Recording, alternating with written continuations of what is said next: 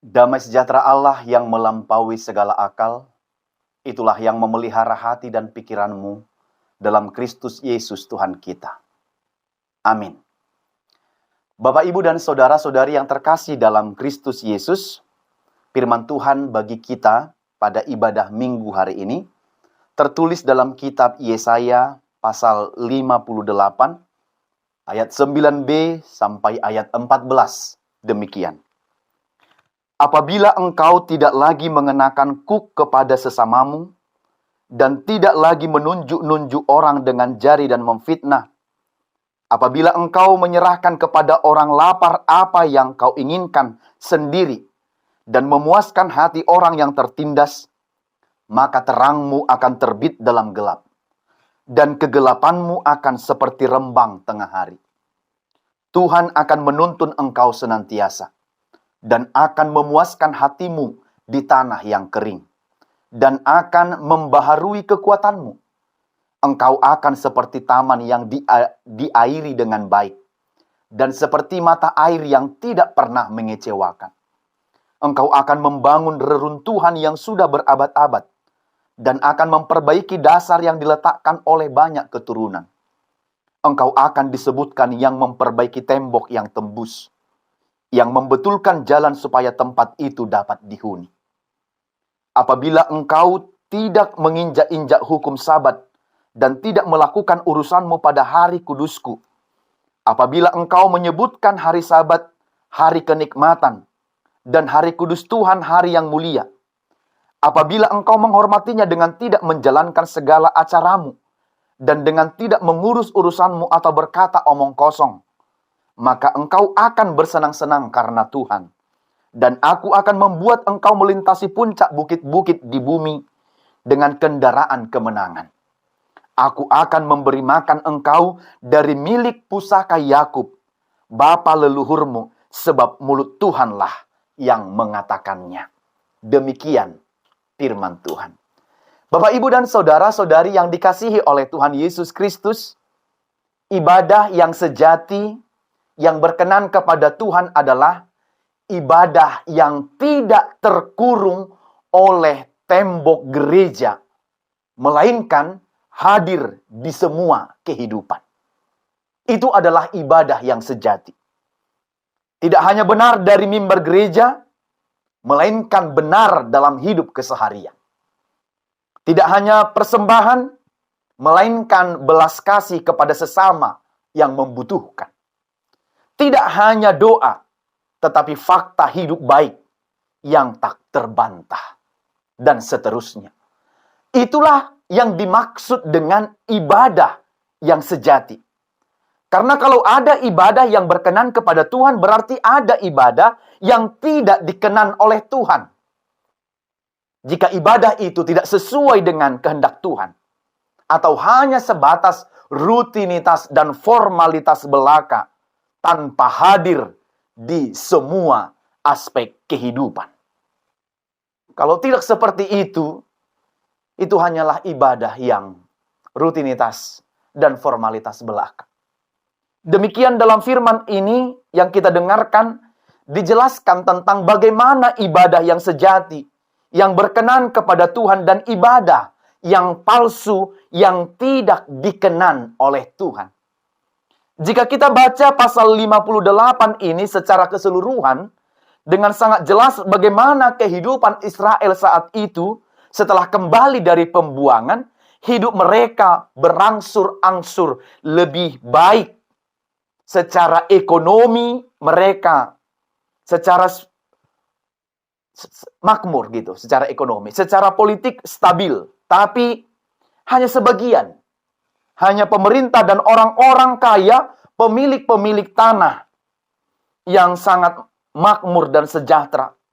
Sementara orang yang miskin melarat dan sengsara. Pemerintah membuat peraturan-peraturan yang memihak kepada mereka semua, tanpa memihak kepada orang-orang kecil. Jadi hukum itu diatur sedemikian rupa hanya untuk kepentingan orang-orang pemimpin-pemimpin dan penguasa, sehingga yang kaya semakin kaya dan yang miskin itu semakin miskin dan semakin melarat. Maka hal itu berakibat banyak orang-orang yang terpinggirkan, termarginalkan. Banyak orang-orang yang miskin, banyak orang-orang yang lemah, yatim piatu, janda miskin. Dan mereka itu menjadi objek eksploitasi. Korban dari orang-orang kaya. Mereka korban para penguasa-penguasa. Dan yang paling memprihatinkan dan mengerikan adalah secara agama mereka mempersembahkan korban, mereka melakukan ibadahnya, mereka berpuasa, mereka sunat, mereka mempelajari Taurat dengan sangat luar biasa, tetapi semua itu dilakukan hanya sebatas teori, hanya sebatas formalitas, sebatas rutinitas, tanpa memiliki pengaruh yang baik dalam kehidupan dan praktek kehidupan yang nyata untuk sesama mereka. Maka ibadah itu mereka lakukan hanya sebatas kebiasaan, sebatas rutinitas belaka, sebatas kebiasaan saja. Itu dikerjakan berulang-ulang tanpa memiliki pengaruh dan dampak yang positif dalam kehidupan mereka. Tidak ada dampak dalam kehidupan sehari-hari. Yang kaya bukan menolong orang miskin, malah menjadi alat mereka untuk menambah pundi-pundi, menambah harta kekayaan, dan memperlakukan mereka dengan tidak baik. Orang-orang lemah itu diperlakukan dengan tidak baik. Mereka memukul, mereka meninju, mereka tidak kasihan, dan mereka melakukan tindakan yang semena-mena, tindakan yang sewenang-wenang terhadap orang-orang yang lemah itu. Itukah yang dimaksud dengan beribadah? Padahal Allah menginginkan ibadah, puasa yang murni di hadapan Tuhan. Seharusnya mereka yang punya kuasa, mereka yang punya kedudukan, yang punya pengaruh, yang kaya, yang omongannya didengar, yang ucapannya bisa didengar oleh banyak orang, harusnya melepaskan dari belenggu kelaliman. Melepaskan dari tali-tali kuk atau tali yang menjerat, yang mengikat dan menekan orang banyak. Dan memerdekakan yang teraniaya. Harusnya posisi mereka sebagai pemimpin umat seperti itu. Harusnya posisi mereka sebagai pemimpin agama seperti itu, membebaskan yang teraniaya. Memberikan penguatan bagi orang-orang yang lemah. Tapi justru mereka pelaku utama. Mereka juga harusnya memberi makan yang lapar. Memberi pakaian kepada orang-orang yang telanjang. Dan memberi tumpangan kepada mereka yang tidak punya rumah. Tapi jangankan itu semua. Mereka malah mengambil hak milik orang-orang miskin itu demi memperkaya diri mereka sendiri. Artinya, mereka tidak peduli. Mereka tidak peka. Dan mereka tidak ambil pusing terhadap penderitaan sesama. Itu derita lu masing-masing. Itu deritamu pribadi. Bukan bagian dari derita mereka. Tidak ada lagi rasa. Tidak ada lagi hati. Bagi mereka pemimpin-pemimpin agama. Yang katanya senantiasa membicarakan kebenaran, keadilan, kebaikan. Tapi pada prakteknya malah tidak seperti itu. Bukankah mereka yang seharusnya membebaskan serta menebus budak sehingga mereka merdeka? Mereka menebus budak, harusnya. Padahal mereka pelaku perbudakan. Bukan menebus, bahkan mereka pelaku perbudakan. Bukan memerdekakan, mereka menjajah. Dan mereka melakukan yang tidak benar. Mereka tidak membela hak orang miskin dan orang-orang tertindas.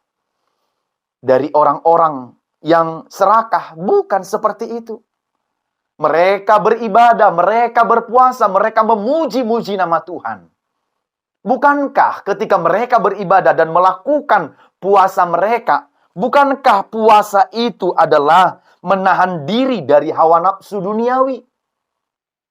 Bukankah puasa itu seharusnya adalah kehidupan yang berpantang untuk menguasai diri, menahan diri, mengorom dalam istilah bahasa Batak. Tapi justru itu tidak dapat mereka lakukan. Bukankah berpuasa itu menahan diri atau menyisakan sebagian yang kita punya? Sedikit menahan diri kita dari, kalau puasa itu dimaksud adalah untuk mengurangi porsi makan, jatah makan kita. Bukankah seharusnya yang kita kurangi ini dapat kita bagikan bagi orang lain? Tapi jangankan untuk membagi.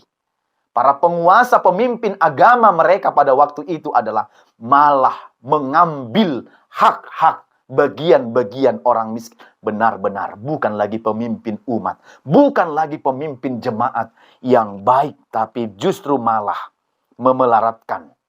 Mereka tidak lagi mengerjakan tugas tanggung jawab mereka dengan baik. Mereka memuaskan kehidupan mereka dengan hal-hal yang seperti itu, dengan melihat orang lain menderita. Itulah kepuasan bagi diri mereka.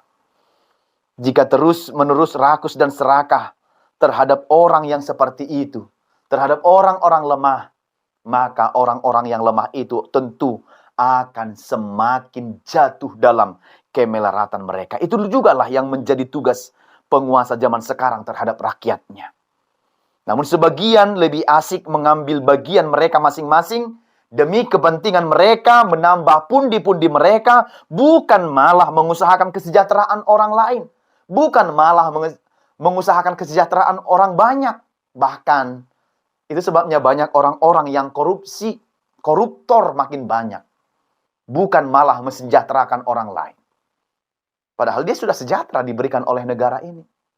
Fasilitas ada. Dia memperoleh penghasilan pendapatan yang baik. Tapi itu pun tidak cukup. Hak-hak yang aturan menjadi milik orang miskin, orang kecil, orang melarat, diambilnya untuk memperkaya diri sendiri. Mereka beribadah, beribadah. Menyumbang, menyumbang kepada gereja. Memberikan. Dalam firman ini, apakah para penguasa dan pemerintah, pembesar-pembesar itu telah melakukan ibadah yang benar? Itukah puasa yang benar? Apakah aplikasinya sudah benar dalam kehidupan sehari-hari? Maka Tuhan akan menjawab. Apakah Tuhan akan menjawab seruan serta doa-doa mereka? Apakah itu berkenan di hadapan Tuhan? Adakah suatu kemunafikan? Apakah sesuatu kemunafikan bagi Allah ketika kita beribadah, ketika kita berdoa, ketika kita berpuasa, berkata-kata baik, tetapi pada prakteknya hidup kita penuh dengan dosa, penuh dengan kemunafikan, mencari keuntungan pribadi, suka mengorbankan orang lain demi tujuan hidup kita sendiri? Kalau saya bilang itu bukan beribadah, tapi itu adalah kemunafikan yang dibungkus dengan sangat rapi, dengan bungkusan kerohanian yang baik. Ada banyak seperti itu yang kita lihat. Covernya, bungkusnya bagus. Bungkusnya rohani. Tapi isinya roh halus. Kejahatan, kemunafikan, dan ketidakbenaran, tapi berbungkuskan rohani. Maka hati-hati dengan hal yang seperti ini, Bapak Ibu. Kita bukanlah menjadi pelaku hal yang seperti ini. Kalau kesempatan bagi kita ada untuk memimpin persekutuan, perkumpulan, organisasi, pemimpin satu perusahaan dan lain sebagainya, maka hak-hak orang-orang yang kita pimpin itu harus kita berikan. Bukan malah mengambilnya untuk memperkaya diri sendiri. Ingat, ada keluarga yang harus mereka tanggung jawabi untuk diberikan makan dan kesejahteraan. Kalaupun harus kita pakai istilah kesejahteraan. Tapi dengan kita mengambil itu, Dengan mengambil hak orang lain, saya mau katakan, kita sudah mengambil hak keluarganya juga. Bukan hanya dia. Karena dia pun bekerja, ada orang-orang yang harus dia kasih makan dan dia tanggung jawabi. Kalau kemudian diambil oleh penguasa pemimpinnya, itu sama dengan mengambil hak anak-anaknya dan istri atau suaminya. Maka, bukankah Tuhan menginginkan supaya setiap umatnya mampu menjadi terang dan mengangkat, mengeluarkan orang dari kegelapan menuju terang Tuhan? Bukankah posisi, tugas, dan dampak kita harus yang seperti itu? Ibadah menjadi berkenan kepada Tuhan apabila tidak mengenakan kuk kepada sesama dan menunjukkan dan menunjuk orang dengan jari dan memfitnah. Jadi kalau kita beribadah tapi masih suka membebani orang lain, mengambil haknya, memasang kuk gitu, yang membebankan dia, memberatkan dia, ini kuk dipasang lagi. Padahal kita dengan luar biasanya pergi beribadah begitu. Dalam rumah ibadah, sedemikian rupa. Tapi setelah itu kita pasang kuk orang lain, kita buat yang membebani, memberatkan dia, dan dengan gampangnya kita menunjuk-nunjuk mereka, mengata-ngatai mereka, dengan hal-hal yang tidak benar sekalipun. Itukah yang dimaksud dengan ibadah? Ibadah bagi Tuhan bukan yang seperti itu. Hidup mereka sudah sulit. Hidup mereka sudah menderita. Hidup mereka sudah sangat melarat.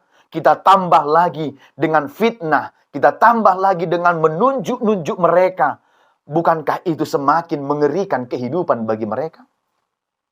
Ayat 11 sampai ayat 14 terlihat di sini.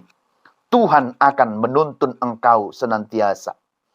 Jika engkau tidak melakukan hal seperti itu, melakukan ibadahmu dengan baik dan mewujudkannya dengan kehidupan nyata, dikatakan di sini, Tuhan akan menuntun engkau senantiasa dan akan memuaskan hatimu di tanah yang kering dan akan membaharui kekuatanmu. Engkau akan seperti taman yang diairi dengan baik dan seperti mata air yang tidak pernah mengecewakan. Ya, tidak pernah mengecewakan.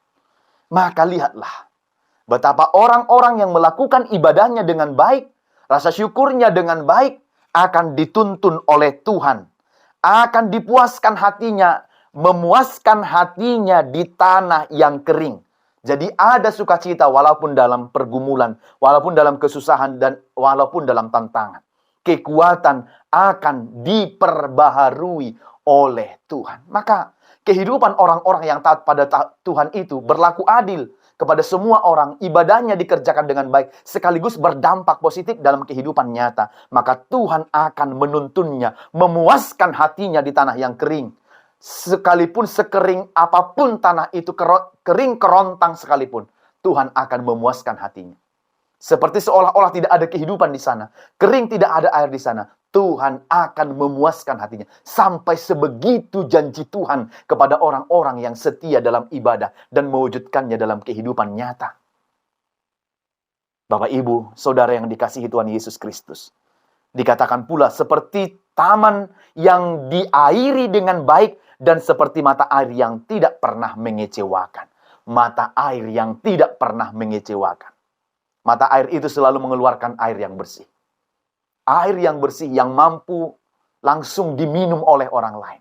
Bagi darinya orang lain terberkati, dahaganya terpuaskan. Seperti itulah orang-orang yang melakukan beribadah dengan benar ke hadapan Tuhan. Seperti mata air yang tidak pernah mengecewakan. Orang datang kepadanya terberkati, orang berbicara kepadanya terberkati, orang menyahutinya terberkati. Tidak pernah kemudian air yang keruh keluar dari mulutnya ini, dari hatinya ini. Tidak akan pernah mengecewakan. Selalu akan berbuah yang baik. Demikian hidup yang penuh kasih selalu diberkati oleh Tuhan.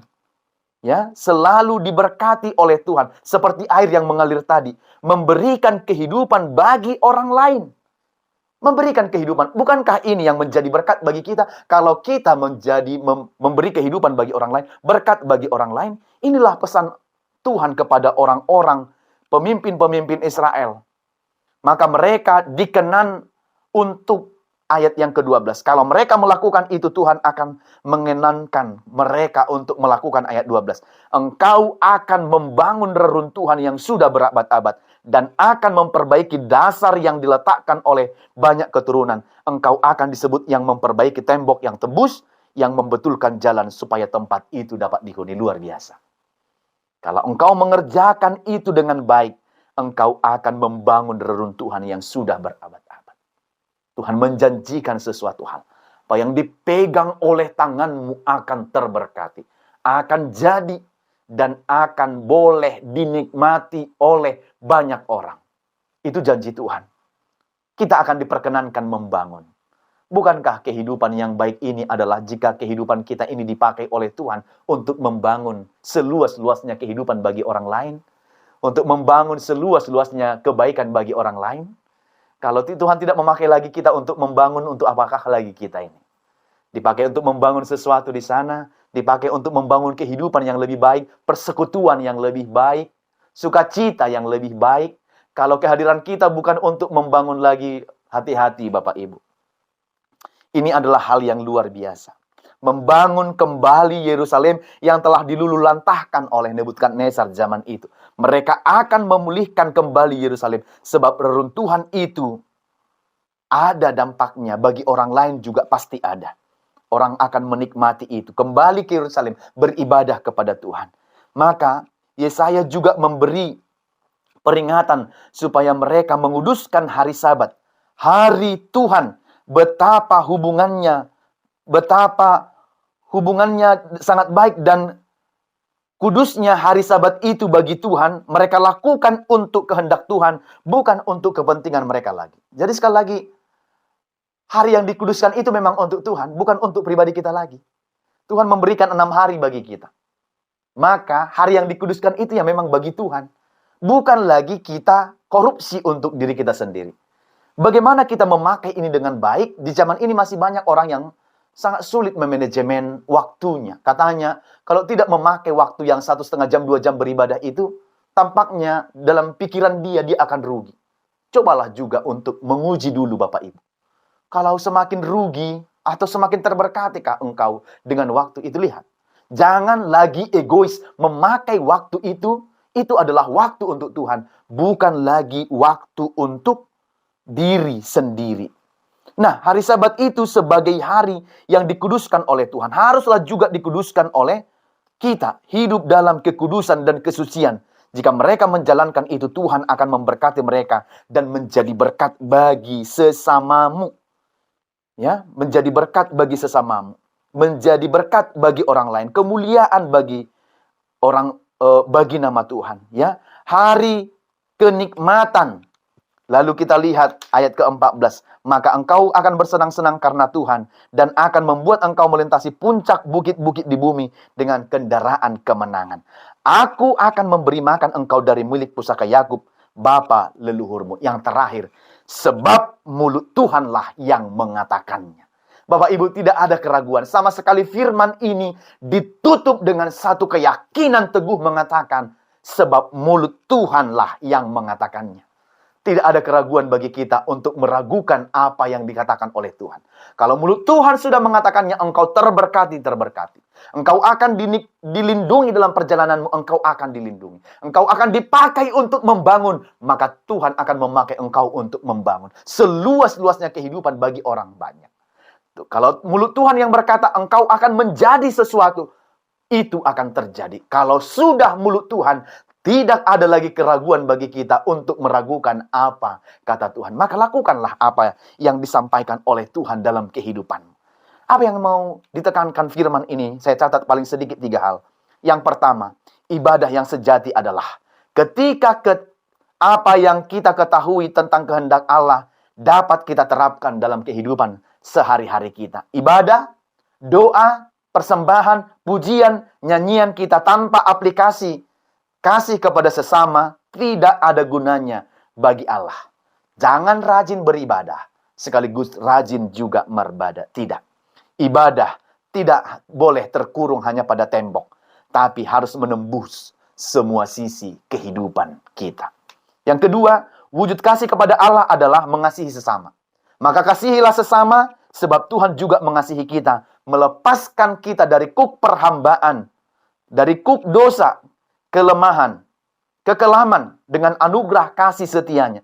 Karena itu kita juga harus mampu membawa sesama kita lepas dari perhambaan dosa, hawa nafsu, mengasihi yang lemah, upayakan keadilan, tidak egois, dan mengupayakan perdamaian bagi sesama. Yang terakhir, jika kita mau hidup seturut kehendaknya, baik dalam suka maupun duka, maka Dia akan memberi damai, sejahtera, sukacita yang melimpah bagi hidup kita. Yakin dan percayalah, Tuhan memelihara kehidupanmu jika ibadahmu sesuai, selaras, seturut dengan perbuatan nyatamu dalam kehidupan keseharian.